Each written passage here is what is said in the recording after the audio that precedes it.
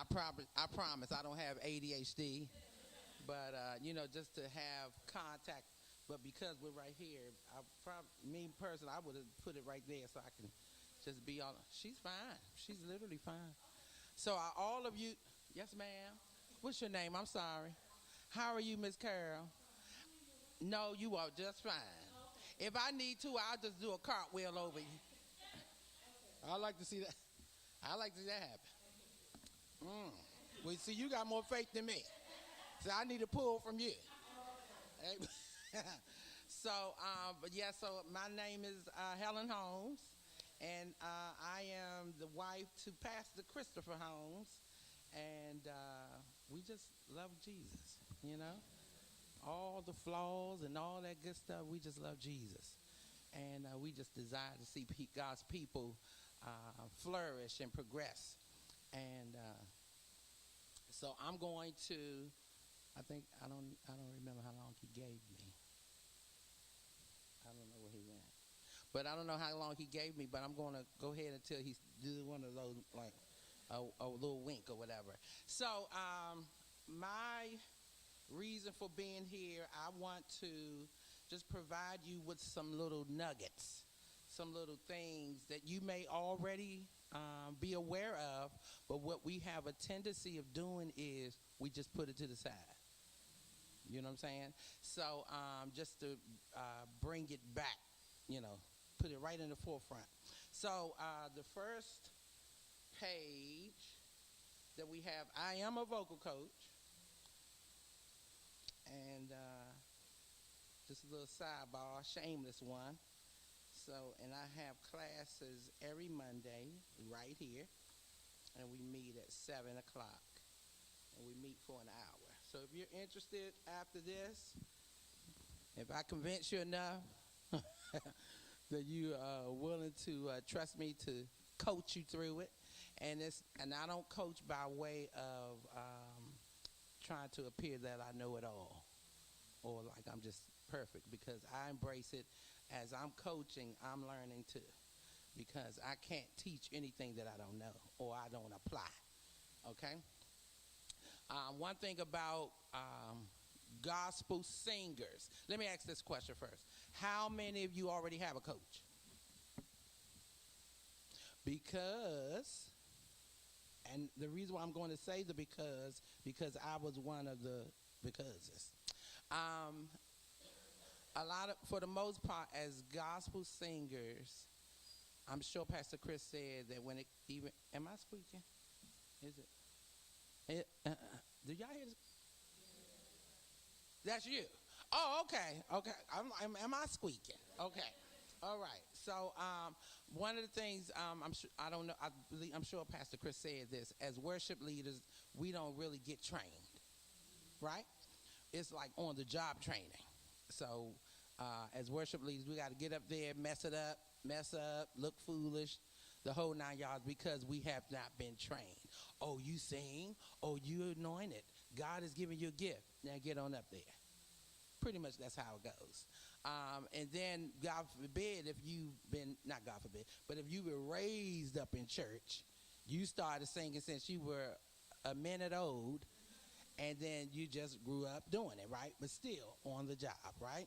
So that's the same thing with being coached. Gospel singers, for the most part, we don't get coached because this is a gift from God. That's God gave me this.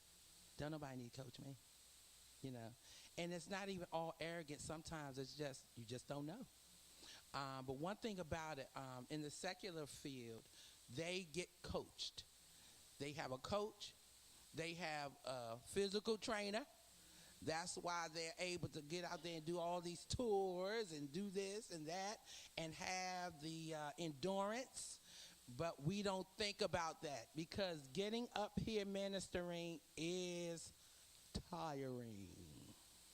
You're talking about the physical part of it and then the spiritual part of it, because you're pouring out spiritually and then you have to use your physical body to do it. So I just want to give you some little nuggets. I want you to hold on to it. One of the scriptures that I want you to,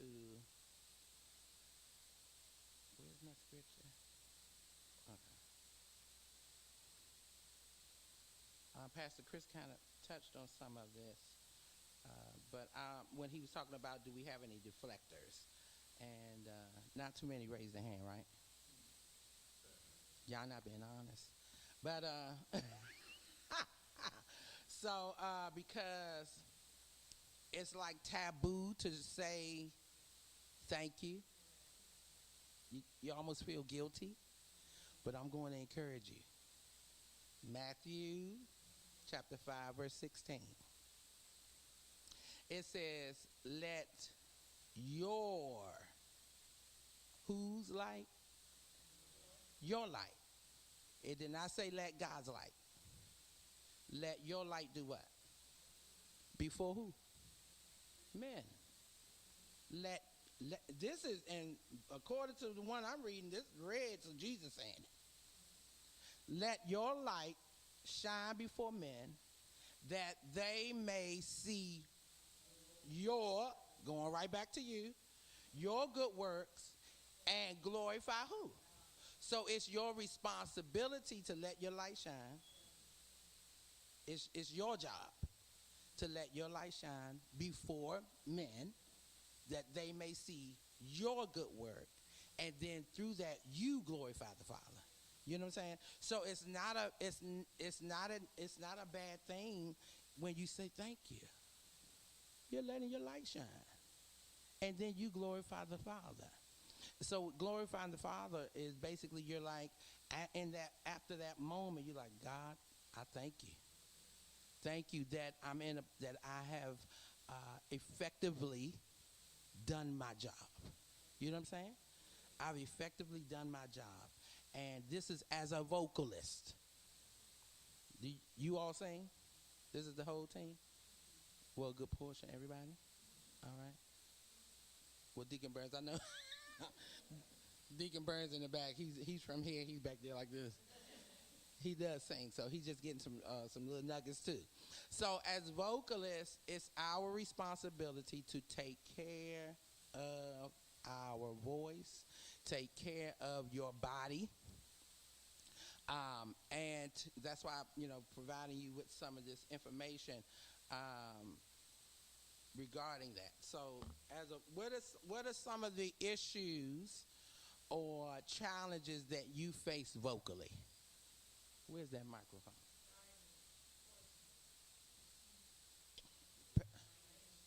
Dryness, hoarseness. Somebody said drainage. Breathe. Ooh, that's my favorite word right there. Breathing. What else? Yeah, breathe. Yeah.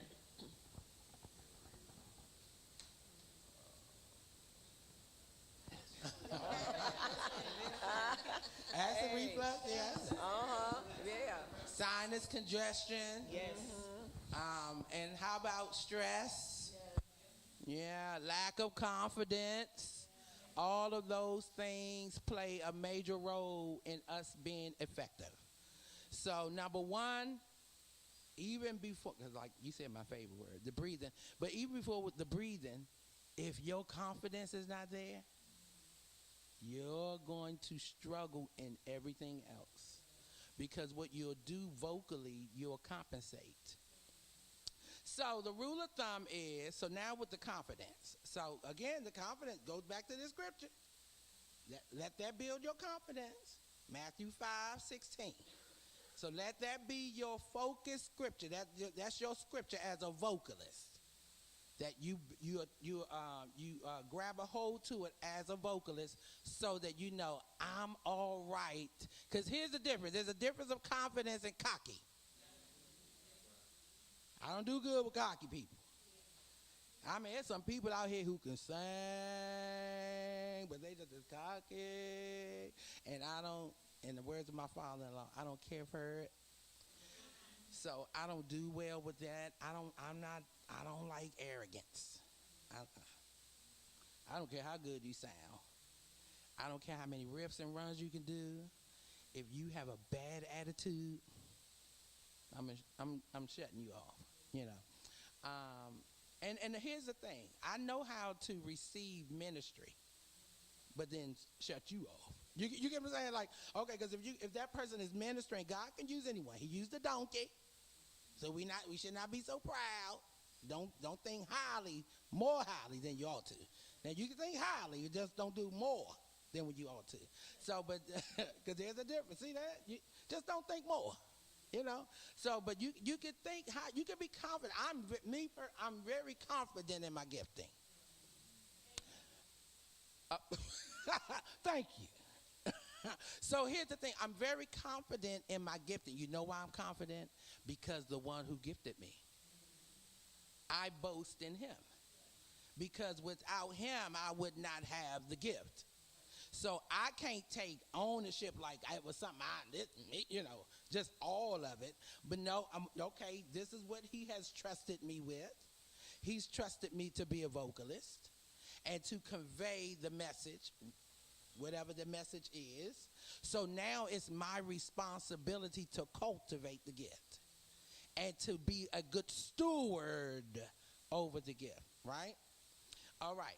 The Second Kings, it's a responsibility. So we've been dealing with the worshipers, but as vocalists, I need you to really understand your role. So Second Kings chapter 3, verse 15, I'm sure many of you are very familiar with this passage of scripture and the story behind it with Prophet Elisha when he was presented. He was in a situation, and you had King Jehoshaphat, all that good stuff. I'm just trying to condense it. Okay, so then his thing was, but we need a word, Elisha. We need a word. All right, y'all need a word. Verse 15 of 2 Kings chapter 3. But now bring me a musician.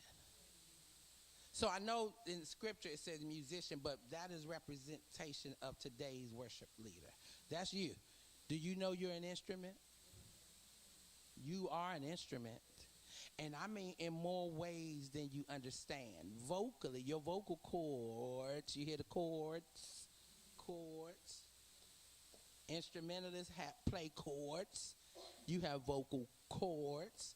All right, so, and it's necessary that we use them properly. Bring me a musician. Then it happened when the musician played that the hand of the Lord came upon Elisha. So as worship leaders, what is it, a choir or is this praise team? What is praise team? So even in the worship confession, right? You really have to embrace it. That worship confession, that even like what we do. I am a worshiper, and I will worship God no matter what. I will do my part to encourage my brothers and sisters. The next one is to make preaching easy for my pastor. All right. So I'll even go even farther and say if there's another minister that has to preach, you know what I'm saying? Our responsibility. I would do my part. That's my responsibility, and I'm taking ownership. I would do my part to make preaching easy for the man or woman of God that has to deliver the word, right? Because once we're finished, they have to make a decision. Do I preach? Or do I just flow in here? You know what I'm saying? I set the atmosphere just like that. I want to be in a position that anytime, whether it's my husband or whoever, and even if I'm not here in my home church, wherever I am, if I'm singing, especially at the sermonic selection, if I am delivering and I have to minister, I want to make it to the point, this pastor, this preacher got to make a hard decision. You know what I'm saying? But a good hard decision, you know? So, but you see the responsibility. Elisha has so much confidence and reliance on the worshipers. I can't hear from God unless they do what they need to do. I can't hear from God unless I have that anointed worshiper. Okay? So now we're going to dive into, because I know he loaded y'all up with the worship stuff. Okay? So we're going to dive into the vocal stuff. So as vocalists, you all agree that you're vocalists. You all agree that your body is an instrument. So what we have to do, going back to that confidence. So when we operate in confidence, it's like, okay, Lord, I'm not really feeling this, but I am your instrument. God is the instrumentalist. We have to allow him to play. All right? So we have to allow him to play.